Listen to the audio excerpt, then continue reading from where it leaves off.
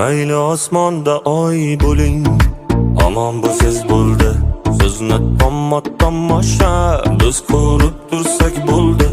Yaqin orada chiqqan kinolarning ichida bitta qarashingiz dunyo rekordlarini urdi. Atiringiz hidi har tomonga taraladi. Nozingiz yuragimni yaraladi. Ay jana, nima hunaringiz bor yana? Koroleva udan